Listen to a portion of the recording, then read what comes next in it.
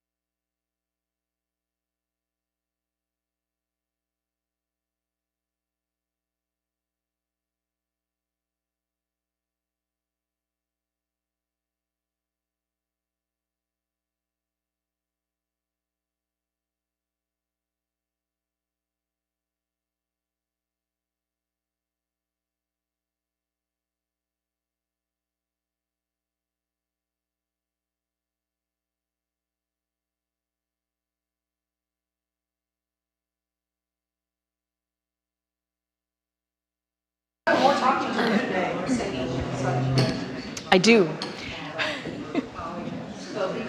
I do.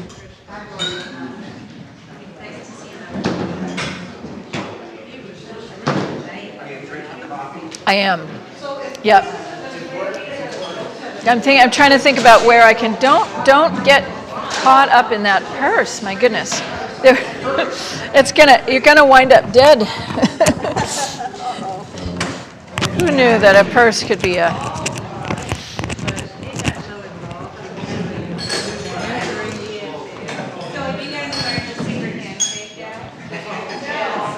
Do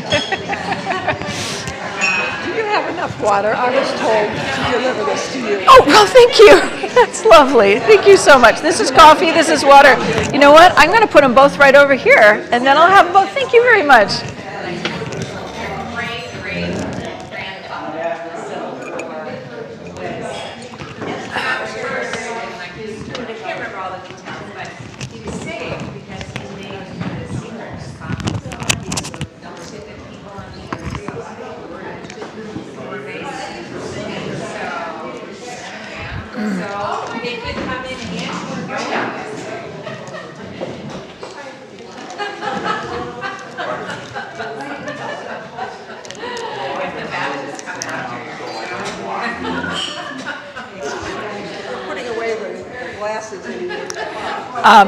And these two, I'm reserving these two because I'm still using those.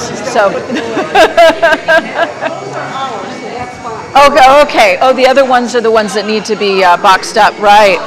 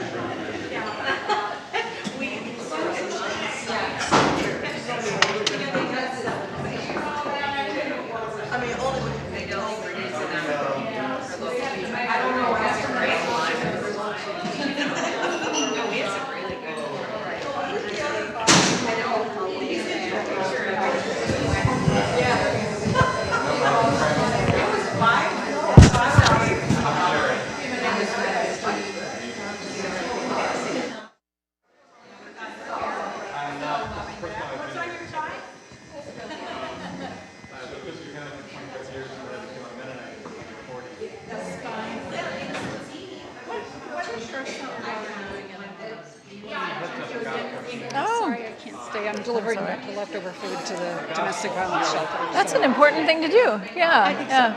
And thank you for your music. It was just wonderful. You're doing amazing stuff here. So these are people who like to sing. Yes, clearly. I'd love to volunteer you to do clergy retreat next year. Oh, huh? Well, I'm doing summer ministries retreat next year. Yeah. So just a thought for both of you to consider. Okay. Happy to chat. Okay. All right. Okay. The Lord be with you. And also with you again. I'm so glad that works.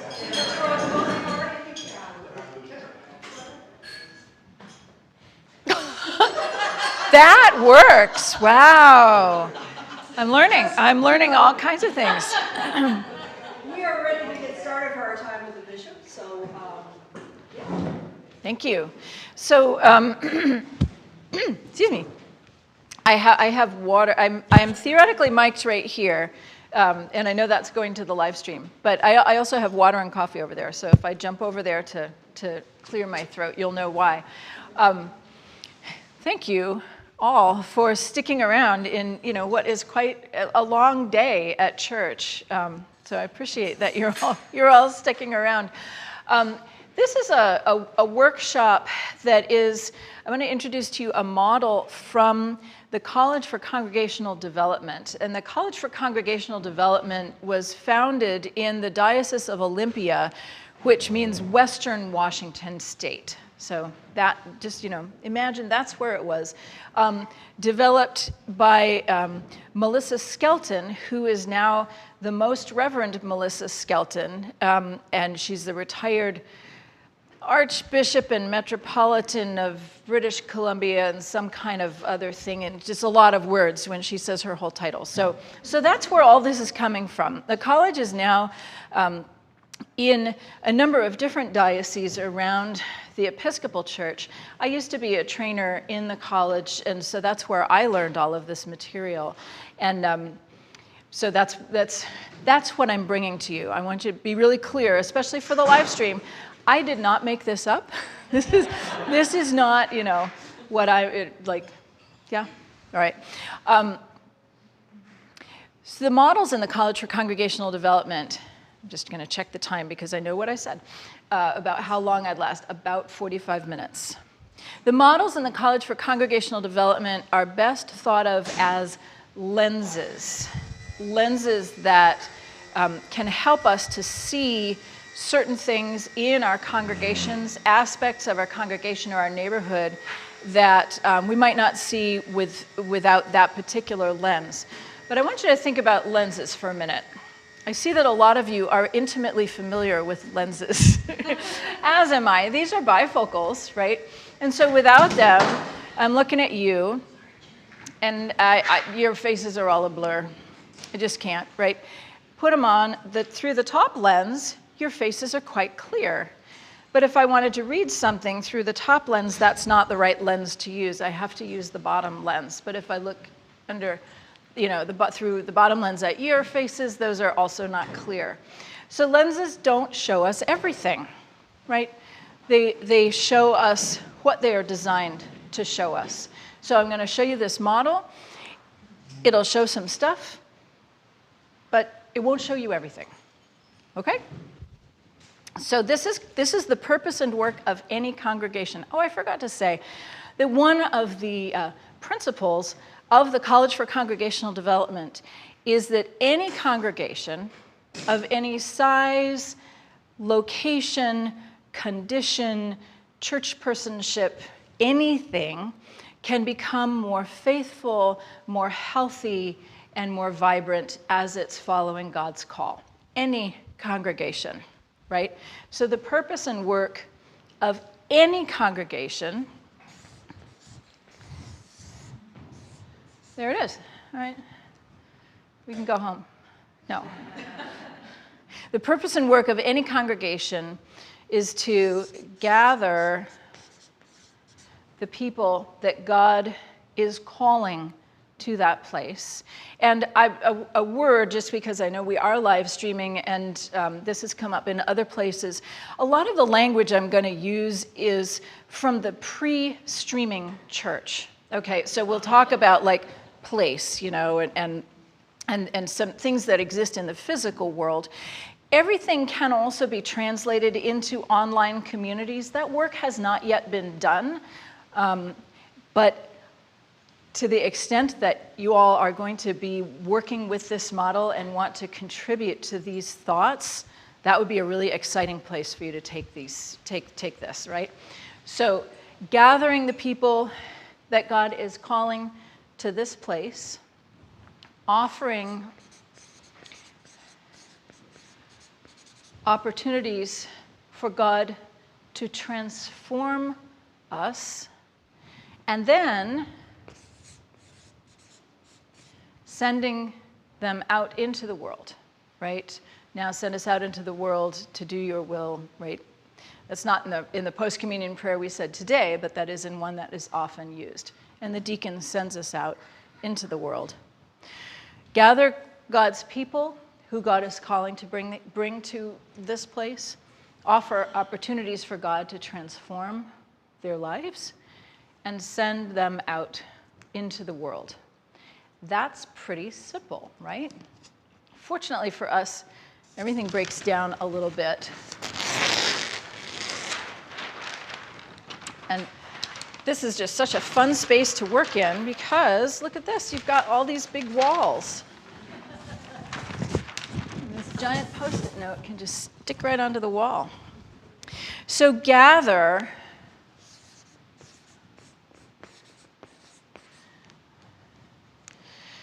has 4 components.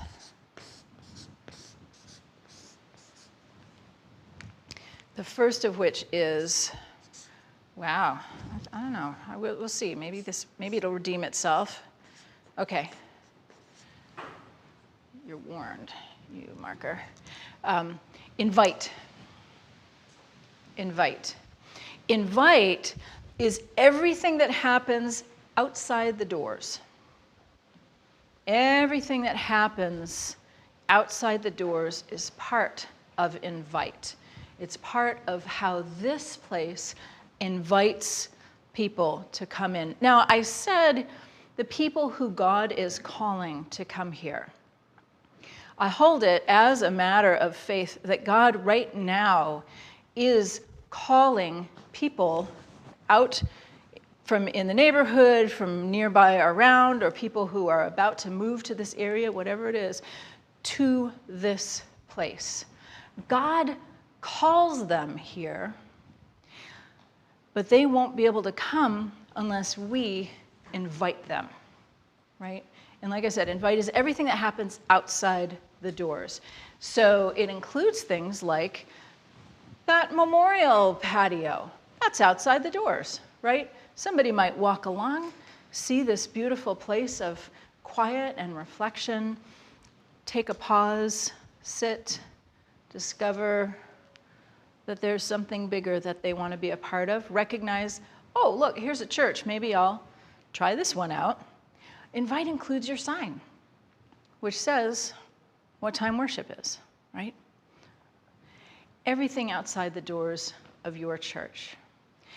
How do you, at New Song, invite people into your congregation? How do you invite them? This is actually a question. That wasn't rhetorical. I know if it's like I was behind the pulpit, and if I asked a question I didn't necessarily want you to answer, now I do want you to answer. How, at New Song, do you invite people here? Live streaming. We have some signs that aren't always out, but one of them is Pride, Gay Pride, and the other one is any language, people are welcome. So is that like banners kind of thing? Or yard signs? Great. Okay, great. Perfect. Signs on buses? We have. Woo! We have. I don't know if we're doing it right. Okay. Well, but if you have done it and it is in living memory, it's nice. So I'm going to leave these papers here for you, and sometimes it's good to reflect on the list that we're about to build. And if everything is stuff that you did 15 and 20 years ago or stopped during the pandemic and haven't started again, maybe that's worth paying attention to. That's one of the things the lens is showing. But bus signs is so cool that I am writing it down. A little free library. Little free library. Newspaper advertisements. Do you do newspaper advertisements? I think we've gotten our notice in about when, for instance, the Easter service Uh-huh. is. And Christmas. Yeah. And Christmas. Okay. Personal invitation. Personal invitation. Who here has invited somebody personally to this place? Look at you. Yay. It turns, you were invited personally. Excellent. It turns out that when you ask a group of Episcopalians how they wound up at their congregation, an overwhelming number will say, it was because so-and-so invited me, somebody invited me. And then when you ask that same group of Episcopalians how many people they have invited, it gets a lot smaller. So the number of hands here was really statistically an outlier. So good on ya. Personal invitation is huge. Look, he's here, right? Come meet the bishop is what they said. And it worked. And he's a keeper. There we go. Church was started by a big telephone campaign. Right. Yes, I have heard that story. So like invite is like at the core of who you are, which is super cool. Yeah. I think the website's very nice. Website, excellent. Yeah. Easter egg hunt for the kids? Easter egg hunt, and is that like advertised in the community so that folks who aren't part of this community would know about it? Yeah.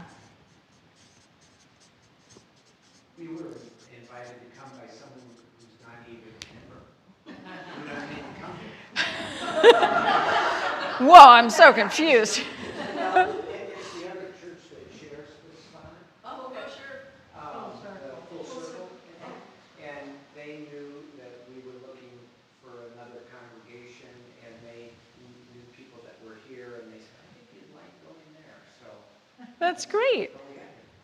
I also think that there is a personal invitation that we make as far as welcoming here in the congregation, and talking to them after the service and serving them another gift by sending a letter of welcome and also bread, taking it to them. Yes, and hang on to that thought because we are going to get there next. And we've got such a long list here. I'm going to go ahead and move to the next thing. We have a tradition of charitable giving out of this congregation. Mm-hmm. That has a far reach. I mean, one of the things I was attracted to this church is that about 50% of the income that comes into this church is given back out. Yeah. We don't Now, have brick and mortar. so that's definitely work that gets done outside. Here's a question for you. When that happens, does anybody know about it? Like, does anybody know that some of the funding came from? Do you see what I'm saying? There's a difference between outreach, like writing a check, and having and that as part of invite, which is not to say that outreach isn't a good thing. It is. So, Yes. For instance, Yeah. there was a fundraiser that was Yeah. being done at Inside Out Uh-huh. Ministry, and we supported that as a congregation, and they put, Yeah. Newsong's name. Yep. Yeah. So same with JCS. And the same with, the Johnson County. Yeah. Coalition. Yeah.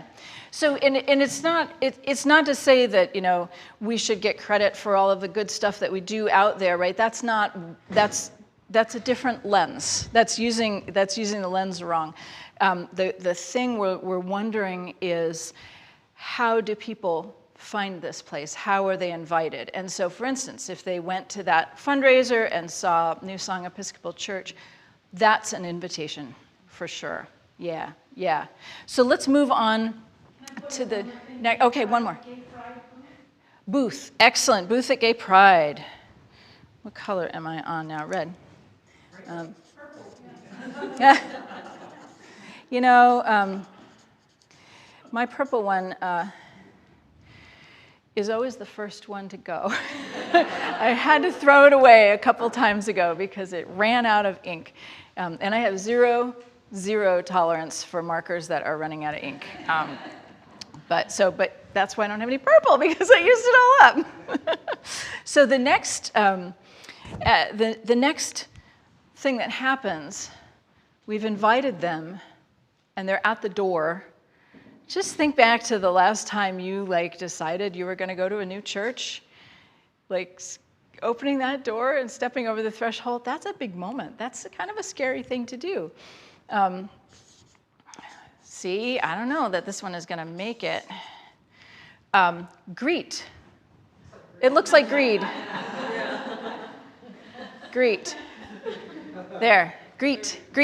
That's why I tell you what I'm writing, so you know what it says.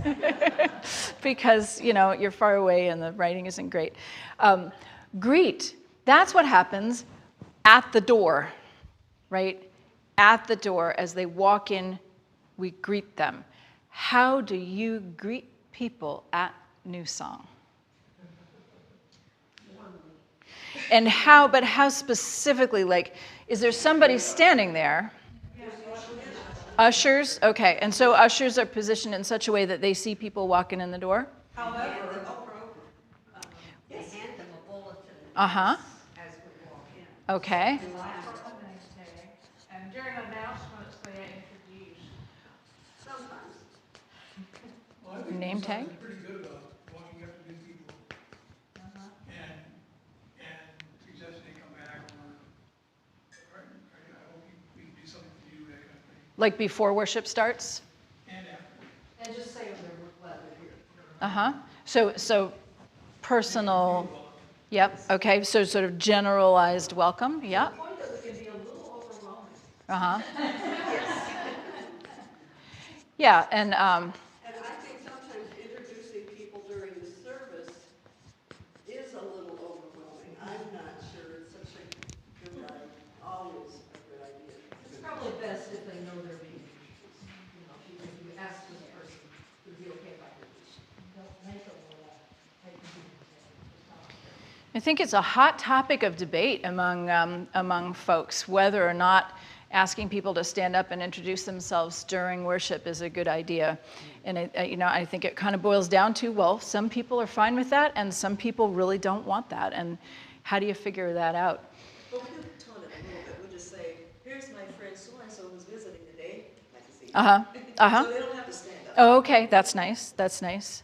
Yeah. I think the name tags are, I'm not wearing mine. Yeah, you are. Name tags, so they can identify who we are, but also we do offer them a temporary name tag. Yeah. And if they come back another time, we start asking them if they would like a name tag. Yep. Yeah. Yeah.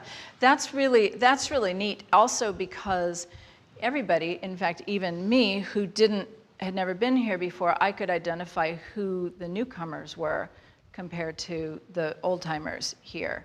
And you're small enough that you all may already know everybody, but it's also possible that a newcomer who's got their name tag might not recognize everybody, and that's a nice hint.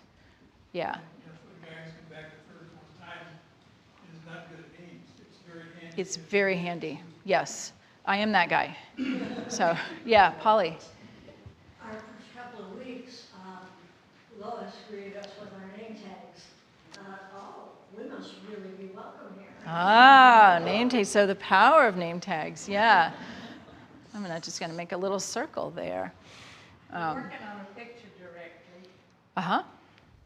I was in a place that had not a picture directory, but a picture wall, so that, which was convenient in that case, right, where you're like, I don't quite remember her name, but I see what she looks like, and I'm just going to casually walk over to the wall and like, oh, look at these pictures. Oh, that's who it is. Okay. That was kind of a nice, a nice thing. But anyway, anything else that you want? Yes. Good. Thank you.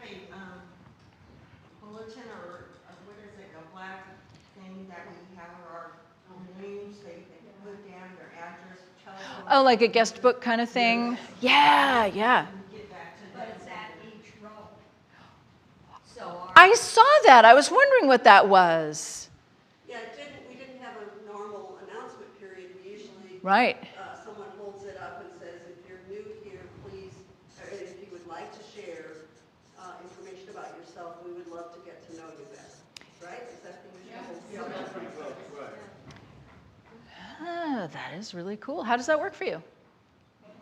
Well, the first weekend after I came, my first Sunday, somebody came to my house and gave me a loaf of bread. How did you feel about that? More. I'm excited. Yeah. Okay. Maybe you want to come back. Yeah. I'm gonna write the bread. Bread delivery ministry. Have you ever, so talking to the bread delivery people, actually, first question is what's the procedure when you go? Do you like ring the doorbell and try to talk to them, or you just leave it and run, or leave the doorbell? Not that. Well, okay, COVID has changed so many things. Yeah. So what's the procedure? Usually I try to talk to them at services saying I'm going to come by. Okay, so they know. And Yeah. sometimes get their address then. Okay. Sometimes, I'm not here for church and I get an email saying Joe and Molly came by and here's their address. Mm-hmm. I go over and the first couple of times I did it, I said, oh, this is really awkward. But it turned out to be delightful every time. Every time. Yeah. That's really great to hear. That's really interesting because we're in a time period where like somebody showing up at your door isn't necessarily what you're welcoming, you know? But I'm glad to hear that it is working well in this community. Yeah, and especially that you're, you know, when you can, you're telling people, I'm gonna be by later. So, yeah. How many of you received a loaf of bread or whatever it is when you got here? Look at you. Apparently it worked for all of you. Yeah, neat. So the next thing, invite, greet. Let's check this. Let's see if what's going to work for me. Orient. So let's kind of walk through it. They have made it up to the front door. They've crossed the threshold. And how do we orient new people to what is going on here? They have the booklet, and so sometimes when someone's new, it's helpful just to kind of open doors or open ears and point out who we are and that kind of thing. Right. So you just said kind of two things together that are both really important, and one is the bulletin, which I know we also talked about there, but the bulletin, your bulletin here has everything in it, right? And so that is a wonderful welcoming gesture so that they have everything. They don't have to, oh, that's this book and that's this book, and well, that's the special laminated sheet that's in the back. Just a second. And the other thing that you said was sitting with somebody and helping them get through it. So personal, I'm just gonna write help, but we know what I mean. Yeah, go ahead. I think our bulletin is pretty good about saying people may stand Mm-hmm. and kind of giving some cues. Yeah. It could be even better, for instance, when we sing some of those things 3 times the glory to God, 3 times. We used to say some 3 times, and it doesn't anymore. So, I think that we could tweak it a little bit. The idea is that all the directions are there. Mm-hmm. You don't have to guess. Yeah, especially. For the Gloria, you do have to guess, because we sing them around. Did you notice that? I didn't notice it, and I also noticed that I didn't know when to stop. Right? And so there was a part of me that was a little bit worried, like, is it going to be 3 times? Do we keep doing it because I've done it before in other places, 9-fold, like, what is it? We So, would have told you had you been the only one singing. so, but that's that degree of welcome, that is implied with this repeats 3 times. Like, now I know, I'm not singing it in canon, I've never been here before, but I'm going to sing it 3 times, and then I'm going to stop. Like, I can feel very comfortable with that, It may have been dropped once for space purposes. Of course. And forgotten. That is highly likely, yes. And Tony really has to work at yeah, oh yeah. Oh, and you know what? Tossing all this extra stuff into this bulletin completely mixed everything up, I'm sure. So yeah, go ahead. I think a really critical moment is communion. Mm-hmm. Because it's so easy to get up there and be embarrassed, Mm. not know what to do, and not know whether you're even welcome. Right. We used to say almost every Sunday, all who seek God are welcome here. We still do. Sometimes we not said it. So actually, you're bringing up a really interesting point, because there's two pieces here that I want to point out. One is exactly what you just said, and without your normal presider presiding, I said different things and whatever. So do you say that before you start the Eucharistic prayer, or? I say it as I'm bringing the bread around the front. All who seek God are welcome here. Yeah. Yep. And once you've said that, everybody knows, like, oh, okay, if I'm seeking God, I'm welcome here. Do they know what to actually do, though? Follow your neighbor. I didn't catch which one of you said that. There we go. Okay. Yep. Oh, it's pretty obvious. Like people getting up and they start. Yeah. So if you're sitting down and someone gets up And get up and you follow them out. and then when they get up here, What's neat is the person in front of you turns around and makes what are you doing to me? I've already seen 15 people. I know, but what is that? Why are we doing that? And then what's going to happen? I just want to make a gentle suggestion, right? That especially because that practice, which is gorgeous, beautiful, I love it 100%. I mean, I did not know that that was what was coming. It was like I was so thrilled to see those first two people. I was like, what's going on? Why are they turning their backs to me? I mean, I'm not insulted, I'm just confused. And then I realized what was going on, right? Which is beautiful and wonderful. And if you don't know what's going on, like somebody's coming at you with a wet hand, I'm not sure I want to participate in this without knowing what it is. Just, this is the lens, right? This is the lens. And I'm going to point out that the people who are in this room are the ones for whom that worked. It was fine. And bringing the bread worked. It was fine.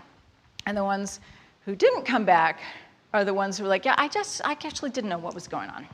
And I felt uncomfortable, and I didn't really want somebody's hand in my face or something, right? Go ahead. But almost always, the new people sit towards the back. Uh-huh. And by the time they get up there, they know they're good.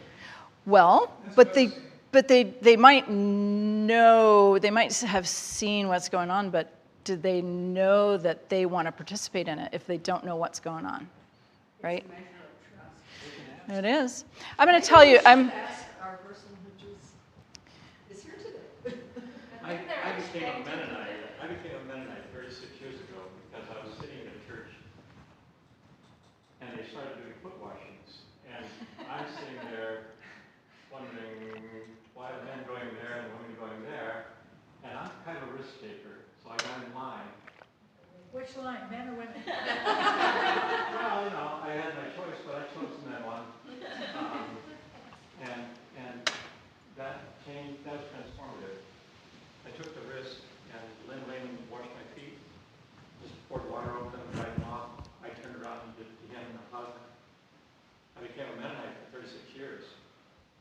This morning, what you just described, I'm watching this, and I'm thinking,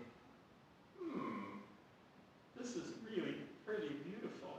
This is really incredible. And it is another time when I took a risk. Yeah, you can sit back and know what you said. You can figure out the dots and all that. It could be intimidating, but I don't want to speak for anybody else. I'll just tell you, Yeah. it was a risk for me to do it.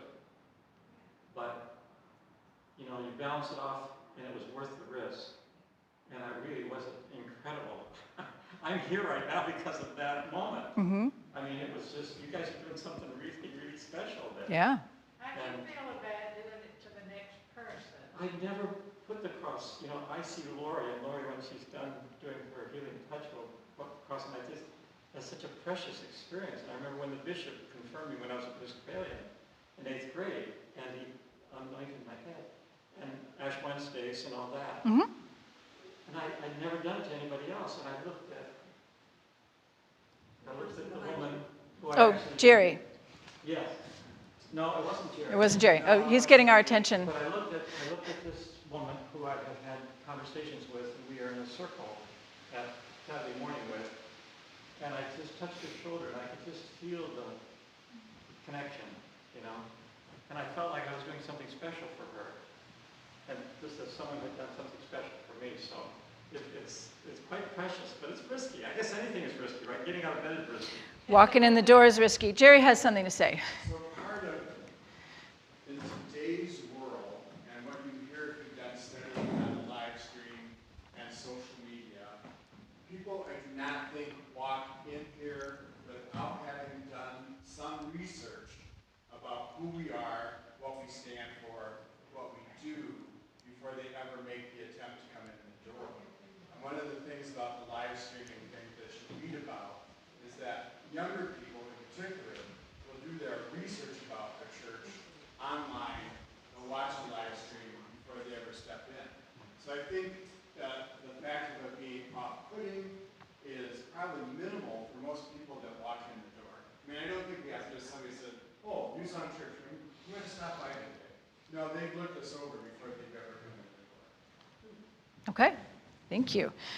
I want to, now I don't remember what time I actually started, but You're at 40 minutes. that's yeah, I was worried about that. I want to toss one thought into this one, and then we're going to move on to the last one and barrel through the last ones, recognizing that once I offer these categories to you, you are capable of doing the brainstorming part together without my presence, right? I don't have to be here to like pull the thoughts out of your brains. One piece I want to invite you just to consider, and this is something that I used to do back when I was a parish priest in the invitation to communion, kind of along the lines of all whatever your phrase is. All who see God are welcome here. It was a phrase along those lines, in addition to an explanation of what this was and what the sacrament means to us. That is to say, I would say something along the lines of all who seek God are welcome at this table. And then we believe that Christ is truly present in the blessed bread and wine, and Christ welcomes all of us. If you desire to come forward and receive the body and blood of Christ, the blessed bread and wine, you may do so, you're warmly invited to do so. And then I gave a few specific instructions, like the usher will tell you when to come forward, here's what you're gonna do. If you would like a blessing, go like this. If we were doing that thing with the baptismal font, I would say, and as you come forward, the person in front of you in the line will dip their hand into the baptismal font and make the sign of the cross on your forehead as a way to remember your baptism. And then we invite you to do the same for the person who's coming behind you. You've just oriented people to what we're doing and invited them to participate. And you've also given them some agency, because there might be somebody who doesn't really want to participate in that. Like, well, I don't know if I want the body and blood of Christ. I'm not sure I'm there. What's that? You also explained why we do it. And explained why you do it. Yeah. And that's helpful. Like, I used to hear people who attended every week say how much that meant to them, even though they knew, right?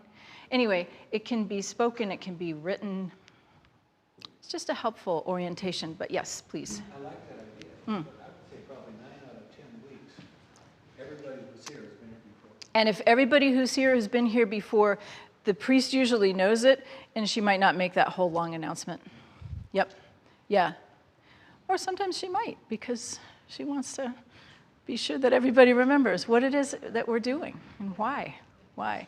Anyway, the last one here is incorporate. Incorporate, and I think we're gonna write it in brown. All right, the brown one is really not long for this world. Incorporate. Some of the folks who were received today may be able to provide us with some wisdom. Incorporate is when you are really part of the body, right? It's a wonderful word, incorporate. How do you know when you've gotten here, you've been invited, you've been greeted, you've been oriented?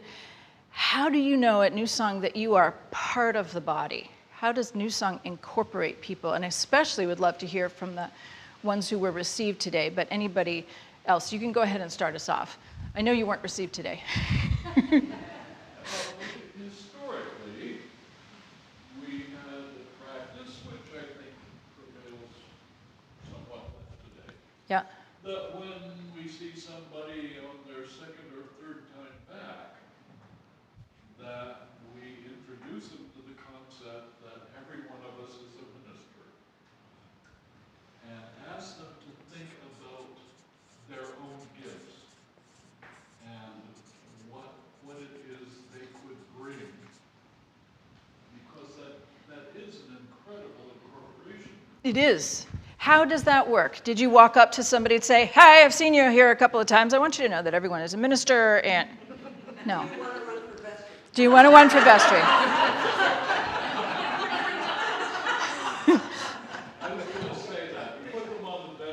Yeah. About 3 months, you say, what are your gifts? Yeah. So one of our 3 people received today Is on the vestry. And fortunately, she has a whole lot of other church experience. It's not always the best way to welcome somebody. How do you do? Please join in vestry. But yeah, from the 3 people who were received today, how did you know you were part of New Song? Boy, it didn't take long. Uh-huh. I had been just participating by Zoom, but then when we went to in person, I think I went one Sunday, and the next Sunday they handed me a name tag and said, here's your name tag. And I was so surprised, happily surprised. I thought, oh, okay, guess they want me. So seriously, that was So name just tag. a very nice personal touch. That somebody had thought about me after I, Yeah. visited the first time. Yeah. Someone else. Yeah. I had filled out the form and said that I'm interested in outreach. And days later, Peg Johnson called me and told me about a meeting. Uh-huh. So I felt like when I came to the meeting, I was kind of a part of things. Yeah. Yeah. I also kind of remember when you guys came and Chris stood up and introduced you and then said, and I hope they come back. Uh-huh. Yeah, I was going to mention that. And also, Bob asked me to mow the lawn. So.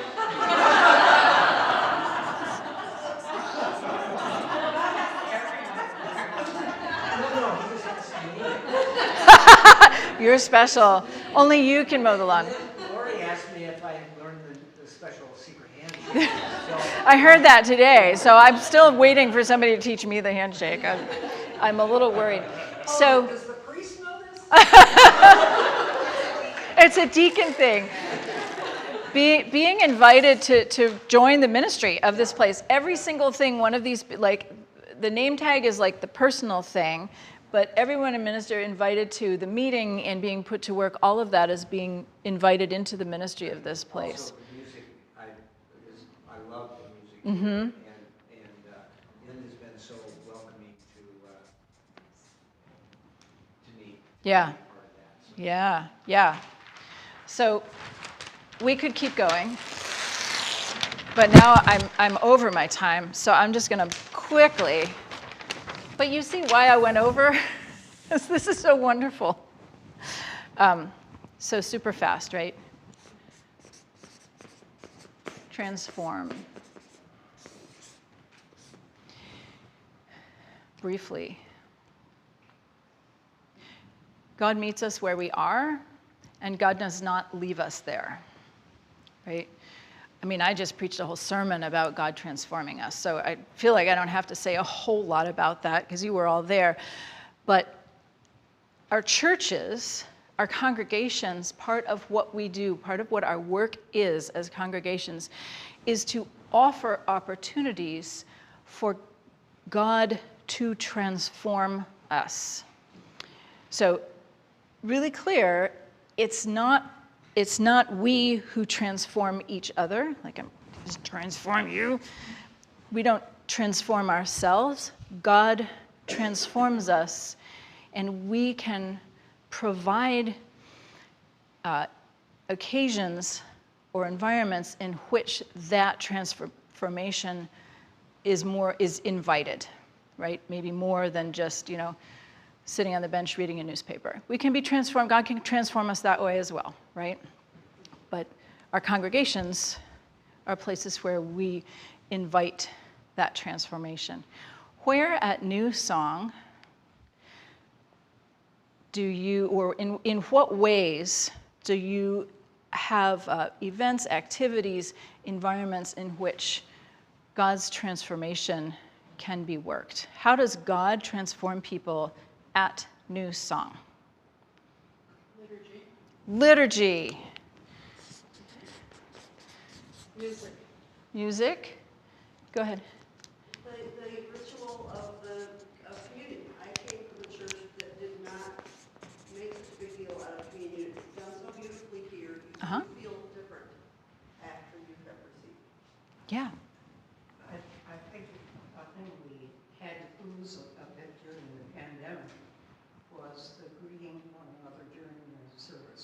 Because the peace, because it was very common to be hugged, to have real physical contact with everybody.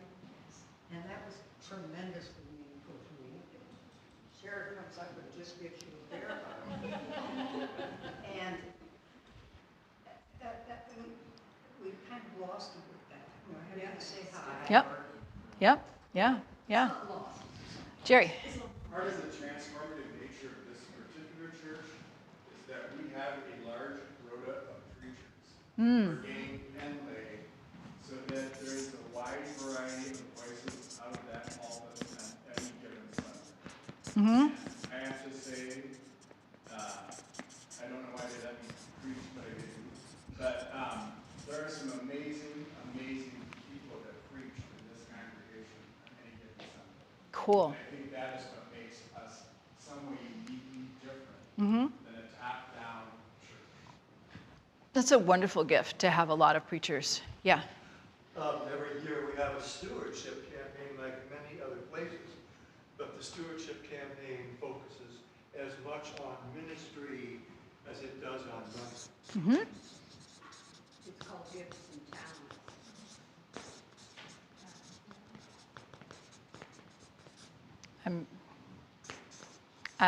You're going to know what it is, but I wrote down Stewardship of Ministry Campaign. I hope that's not too much of a stretch.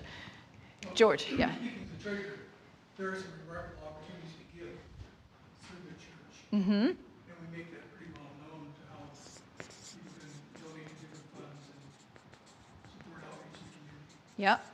Giving can be personally transformative. Thank you so much for that. I would try to reinforce that. I think the mutual ministry has been transformative.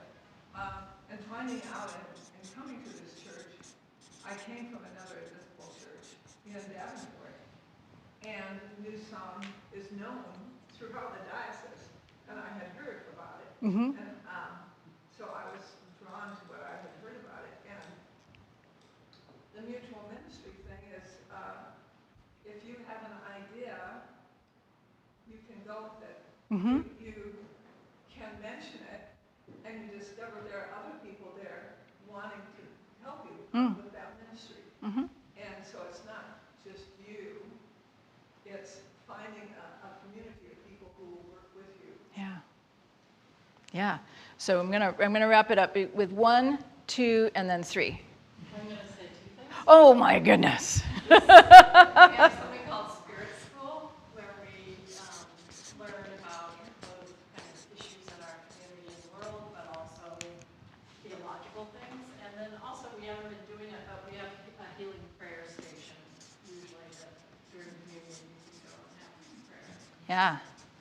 Awesome. I would say a community hour where it looks like a coffee hour type of thing where we can get to know those new people and they can also get to know us. Yeah. And bring up other spiritual things that we're thinking about. Yeah. Perfect. Thank you. As usual, Dorothy stole my thunder. Oh. One last thing for me to write. We do occasionally have small groups too. Okay.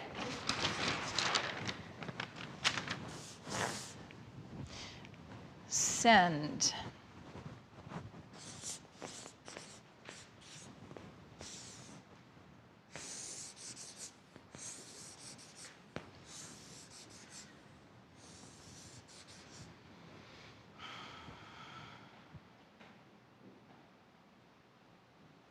I forgot something important because I was in such a hurry.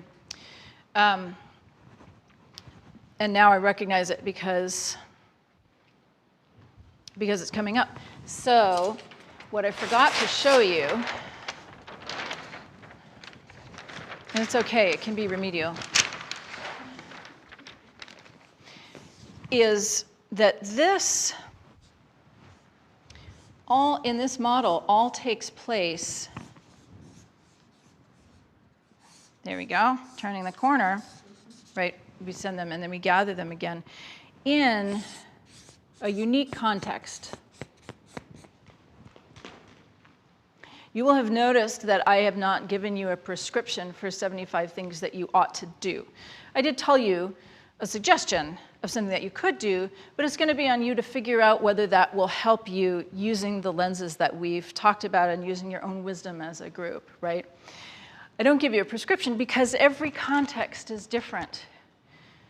And your context here is New Song, Coralville, September 2022, whatever's going on in the local and statewide and national and international environment, that's your context.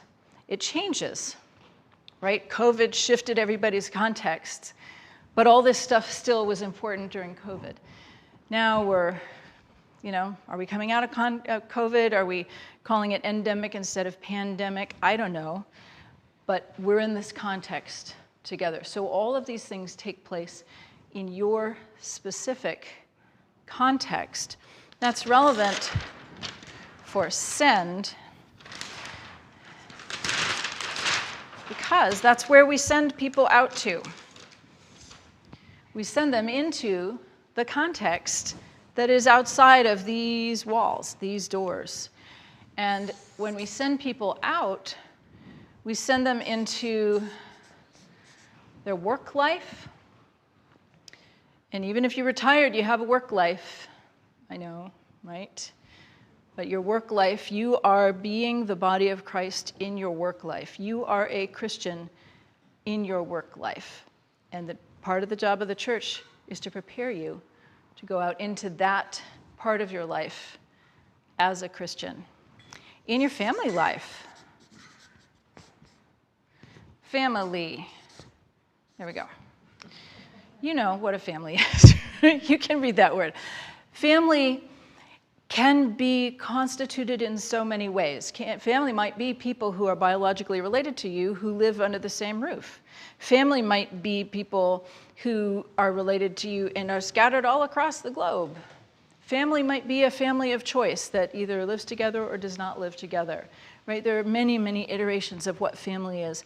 Whatever family is to you, New Song prepares you to go into your family as a Christian. Your civic life. Your civic life, the community of Coralville, the state of Iowa, all of these, Johnson County, right? That's where we are. All of this, Mel.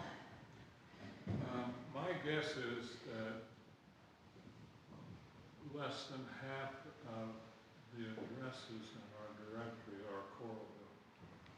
So your civic life is wherever your context is, right? Yeah. So you've got, there's a couple of things. One is that New Song is in Coralville. And so New Song as a congregation has a role to play here in Coralville and in this neighborhood in Coralville, right? And as we talk about people being sent out, you're sent out into your context. Iowa City, I don't know if you actually come all the way from Davenport, but Davenport, if that's where you live, right? Wherever that context is. And your civic life, how you live that out in your context, in your life. And it includes anything that you might do in the civic arena, including voting. You enter the voting booth as a Christian. You were a child of God when you were in the voting booth. And that should make a difference. And that's all I'm going to say about that. But your congregation is to prepare you for that as well. And finally, church. We send people out and we know that they are going to return to this place and do ministry here and ministry from here. Some people spend more time here than others, but the way we are here in this place when it's not during worship is important, right? If there, for instance, is an environment here of high stress and pressure and hurry up and get it done, except for Sunday mornings, I know there isn't, I'm just saying, then then something has gone wrong in the way we have prepared people to go out and return. So that's send. And you can see why it suddenly became clear to me that I had forgotten that important piece that was context. I am way over. I don't even want Jerry to tell me how many minutes I've used. 1 hour. 1 hour. My apologies for going over. Are there any final questions or comments at the risk of going over? And anybody who's on the vestry, remember, we're meeting after this, so you might want to poke your neighbor and tell them not to talk. You look like you're going to say something. I just know you do. No, not you, George. You. Yeah, you looked like you were going to say something. Nope. Great. Fabulous. No further questions or comments or any of that. I love it. Thank you. Well, thank you. Thank you. And thank you for tolerating the extra 15 minutes. I appreciate it. I will leave these papers with you, and you can play with them. It is a lot of driving. Safe travel. Thank you.